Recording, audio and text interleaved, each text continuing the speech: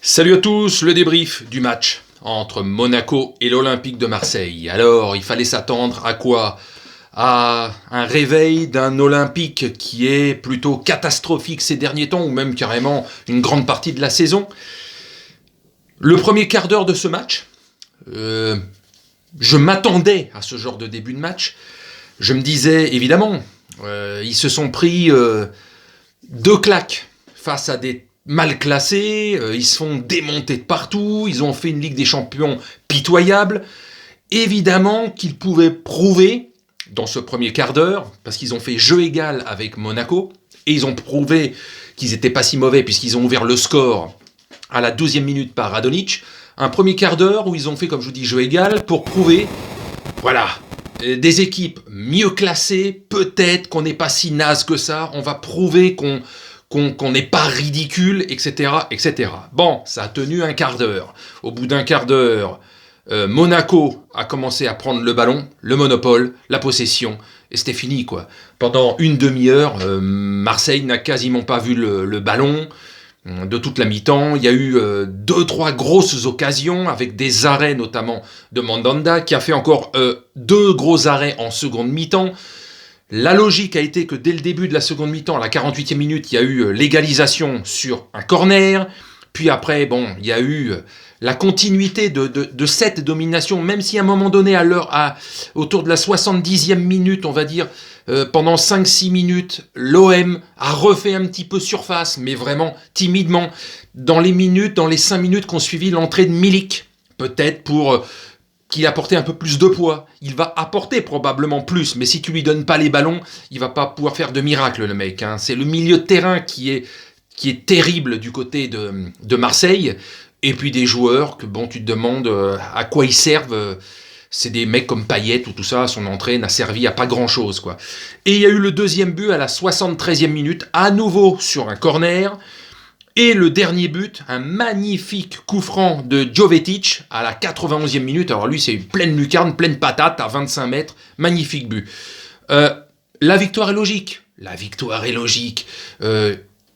Marseille a fait illusion, je vous dis. Un quart d'heure, le premier en première mi-temps, et peut-être 10 minutes en seconde mi-temps. Sinon, le reste du temps, Monaco a eu 60-65% de possession de balle. Il y avait pas photo. La victoire est méritée. Monaco remonte à la 4e place du championnat avec 39 points. Marseille reste 6e avec 32 points. Mais ça fait une dizaine de points de retard avec les leaders qui vont jouer, les Lille, les Lyon, etc., Rennes. Donc, d'ailleurs, il va y avoir de belles affiches, dont Rennes-Lille demain et Saint-Étienne-Lyon.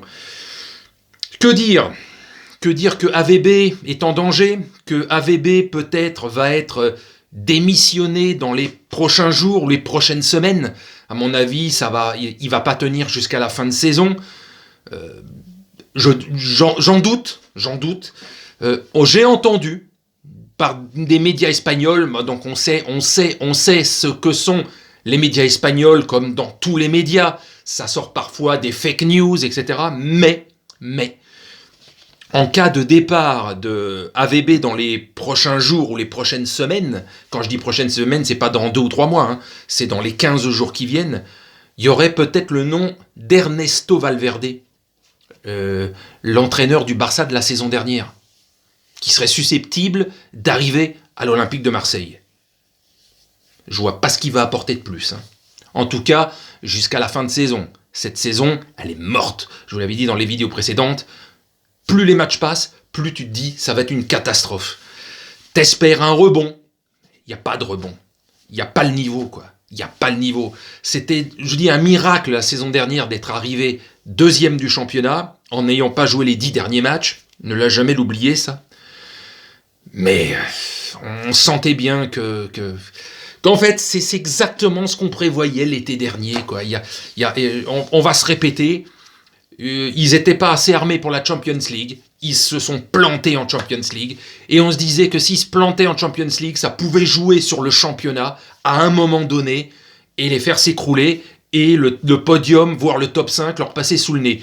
Le podium, mais même le top 5 pourrait leur passer sous le nez. Là, ce serait grave. Mais bon, en attendant le possible, l'espéré repreneur l'été prochain, parce que sinon le club va être très très mal, franchement. Donc voilà, donc AVB en sursis, encore là quelques semaines, pas, oui, non, et donc le nom de Ernesto Valverde. Là, franchement, qu'est-ce qu'il va apporter ce mec? Franchement. Si c'est lui, qu'est-ce qu'il va apporter? Enfin. Bref. Bonne nuit les supporters de Marseille, hein. Ça va être encore une énième nuit compliquée. Monaco qui est là et qui va jouer encore de plus en plus le podium cette saison. Le titre, je ne pense pas, mais le podium, franchement, Monaco a les armes cette saison pour viser l'une des 3 premières places. En tout cas, ça fait 5-6 victoires consécutives pour Monaco, donc et oui, ils sont là, toujours bien présents, et cette victoire, c'est clair et net, elle est méritée. Voilà. Bon allez, salut à tous.